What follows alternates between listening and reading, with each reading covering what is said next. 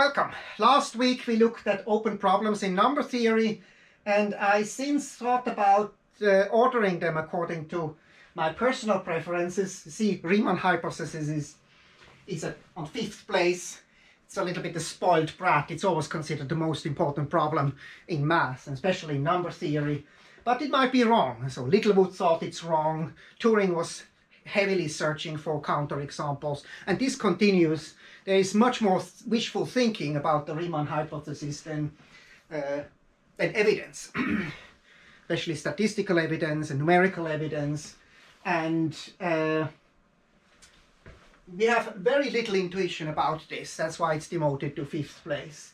The other ones are pretty much very robust. You know, they would hold even for if primes were kind of defined in a different way statistically.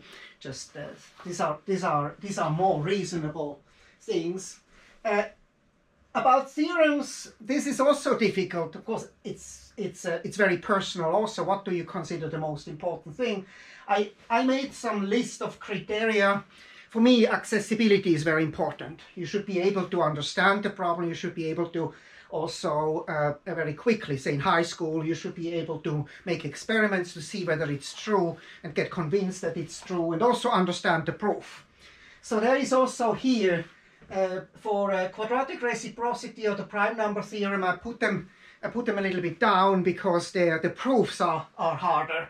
So they are usually only done in college, first or second year math, if you are a math concentrator. But the other theorems are actually pretty accessible, and also the proofs are accessible. But let's get started. So the first theorem is the fundamental theorem of arithmetic, which says that every integer can be written uniquely as a product of primes. So we can write that like that, p2, pk. And for example, 15 is equal to 3 times 5. 60 is equal to 2 times 2 times 3 times 5. These are like the atoms which make up a molecule. And it's not totally obvious. So this was known since antiquity, but the proof that this has a unique prime factorization was only realized later. Say if you have in other number systems, you can write something like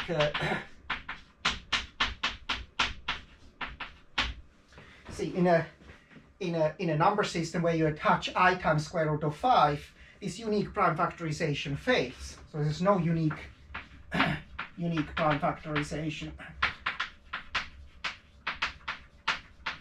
So you can write in this system also every number as a product of primes, but in a unique way, that's not possible.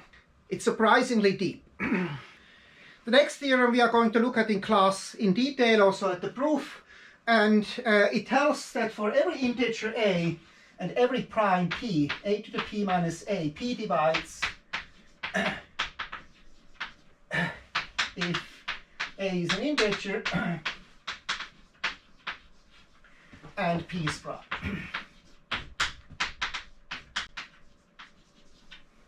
Say, for example, take 2 to the 7 minus 2.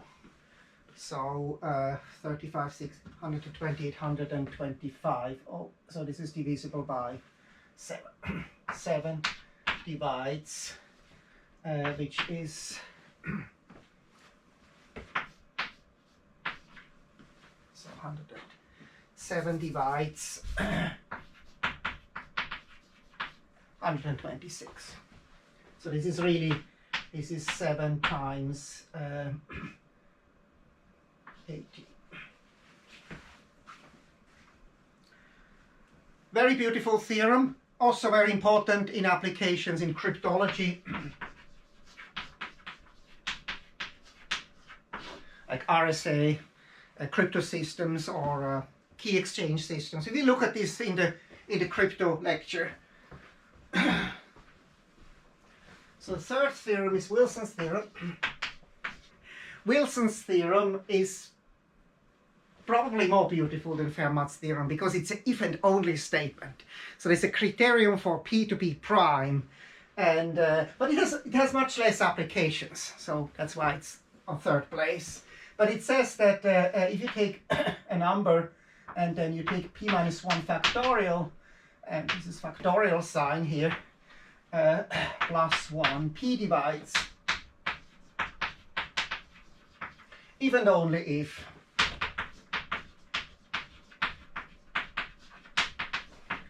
p is prime. Also this we will look in class, we look at the proof. It's quite easy to see why this is true and why if p is composite, why this is false. But it's not a good way to find out whether a number is prime. This is the factorial, right? Like if you take, for example, if you take p is equal to 5, so 5 minus 1 factorial is 24. So this is equal to 4 times 3 times 2 times 1. So that's the factorial, is the product of all these numbers. And so when we take 24 plus 1, so 5 divides 24 plus 1. Okay, the prime number theorem is a theorem which is not so easy. It needs some heavier mathematics to prove. So it says that the nth prime number, this is the nth prime number,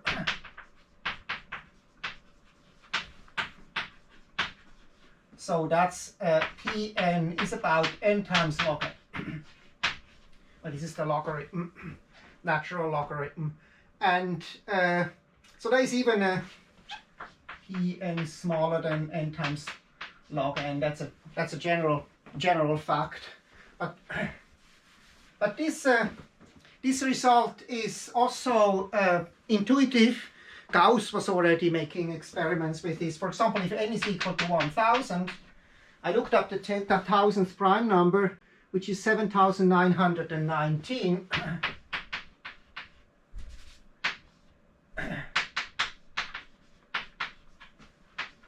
And what is n times log n?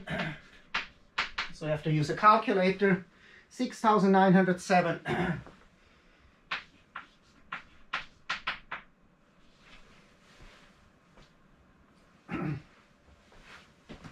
So what happens here is Pn is bigger, but Pn over n times log n. So that actually just, when you look at that, that actually goes to what?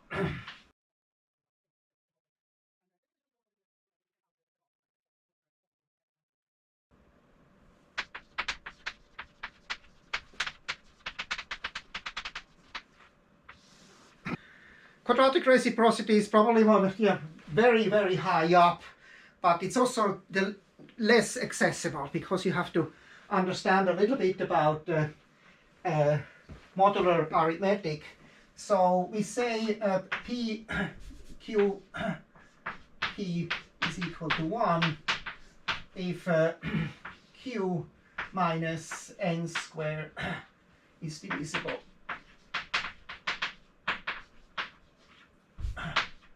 by p for some n. So in some sense, if you can take the square root of q in that field, when we take everything modulo p, then we write 1 and we write qp is equal to minus 1 else. So in some sense, we can take the square root or we cannot take the square root. So these are called quadratic residues. Q is a quadratic residue or Q is not a quadratic residue. And the theorem tells us that Q, P, P, Q is minus 1 to the P minus 1 half, Q minus 1 half. So that's the quadratic reciprocity theorem. P is a fermion if P is of the form 4k plus. So either primes, odd primes, are either bosons or fermions.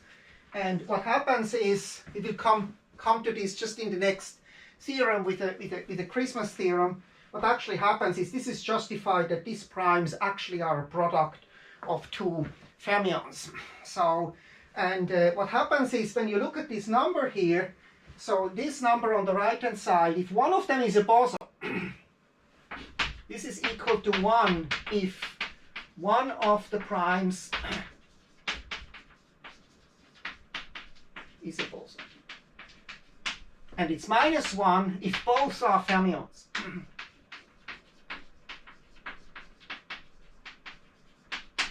So if both are fermions, what happens is then you switch. So QP, when you switch that, minus PQ for fermions,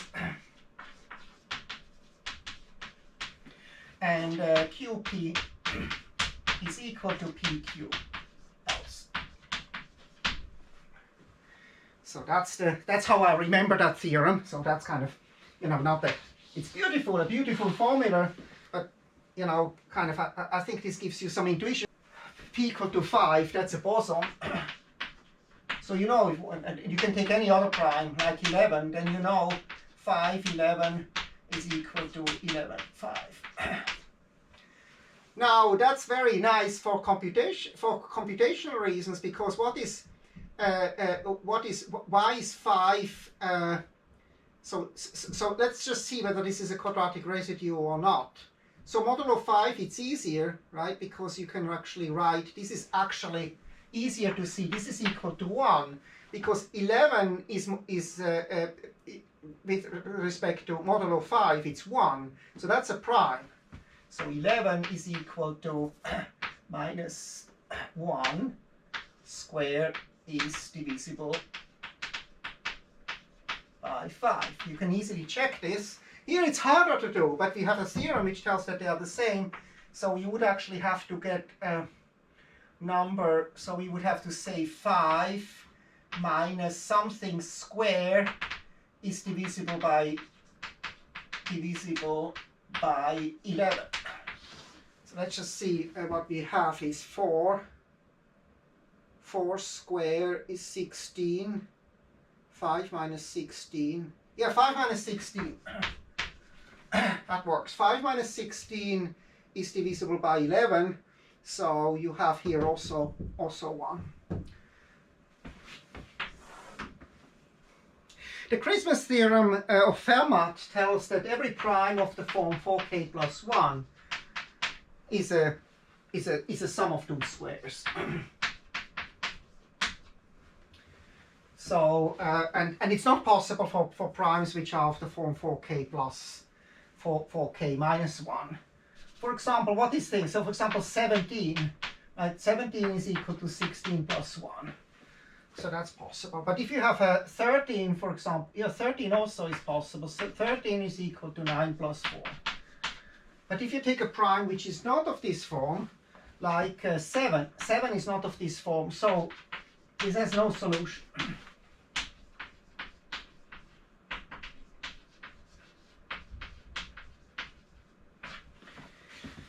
So this means these primes actually factor in the complex plane. So what it actually means, so when you have this P is 4k plus 1, so P is equal to A plus B IB, so A minus IB. So they factor in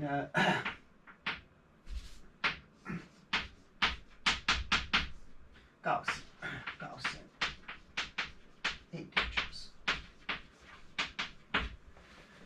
And so that's the reason why I consider these primes actually bosons. So 3 minus 2i. So these are electrons.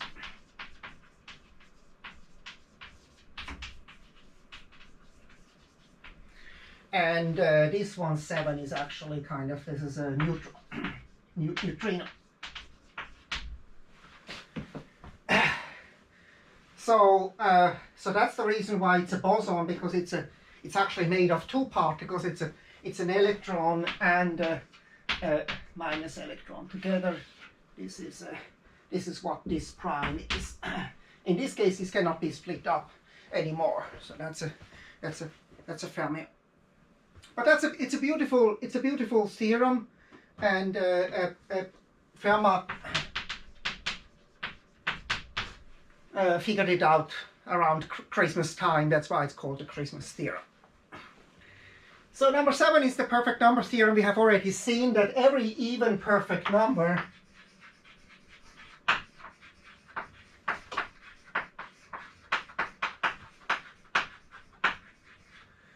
is of the form 2 to the p minus 1 times 2 to the p minus 1, where this is prime.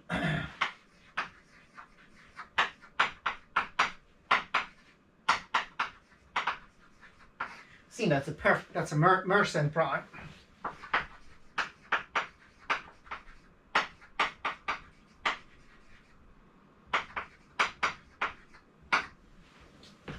So there's an easy part of this. One of them is to see that if you have a number like that, then it's perfect. That's what Euclid already knew. And then we have Euler. By the way, I also think there are odd perfect numbers. I looked myself for it and I think they must be very, very large. Like also the roots of the Riemann zeta function probably exist. Non-trivial roots. They must be very, very, very, very high up, where we have very little intuition.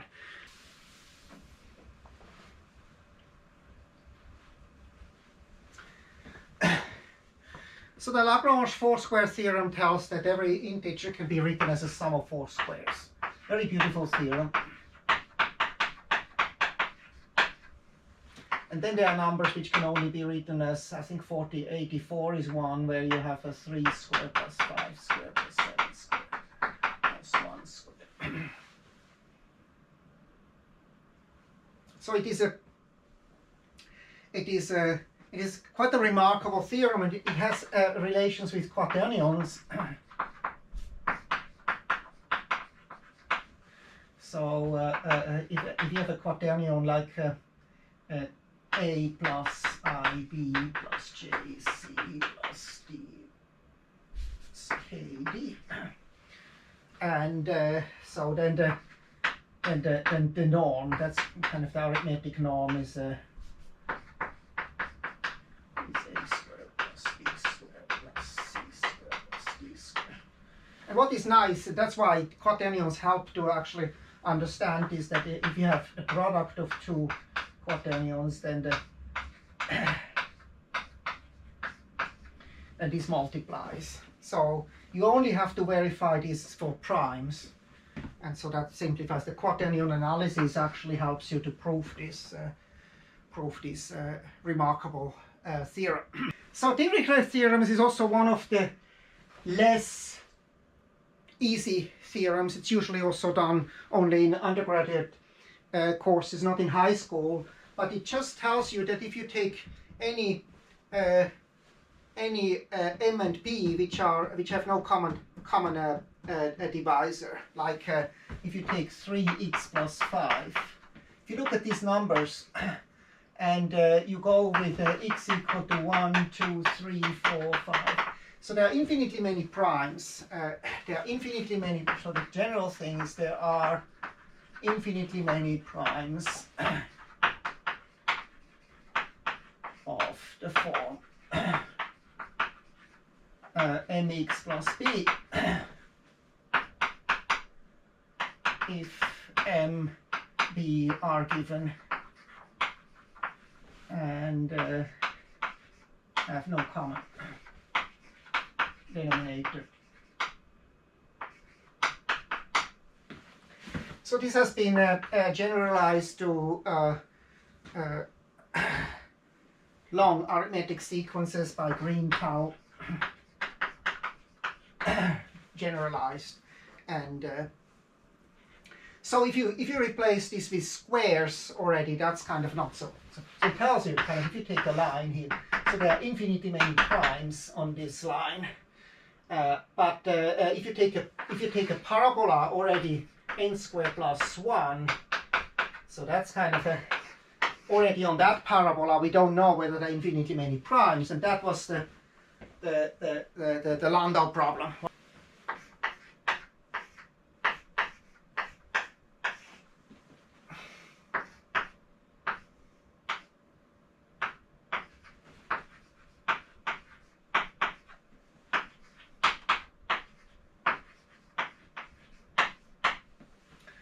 So the Chinese remainder theorem is one of the oldest theorems, probably the oldest theorem of all here. So it deals with questions like it's actually calendar problems.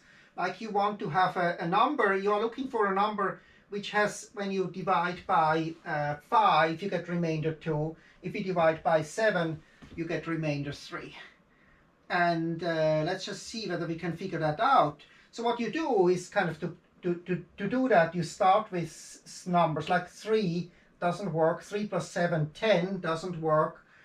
So you look at 3 plus 7 is 10, plus 7 is 17. 17 works, so that's equal to 2 plus 3 times 5. So 17 is really working, so x is equal to 17 works. 17 is equal to 5 times 3 plus 2, that's what we have here. And 17 is also 7 times 3 plus 3.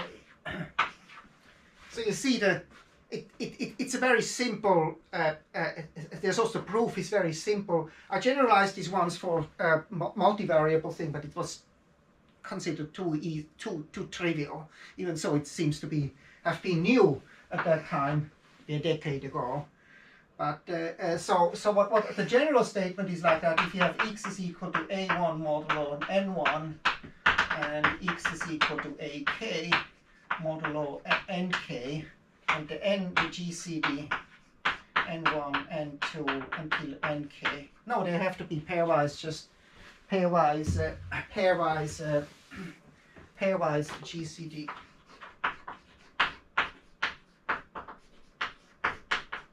Or pairwise have no common divisor, and then you find the solution. There exists a solution.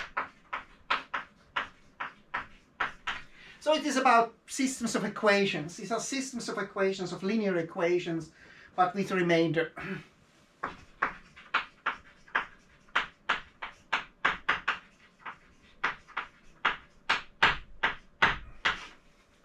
Very beautiful, a lot of culture and a lot of history with this theorem. But it doesn't have to do with primes. Cool.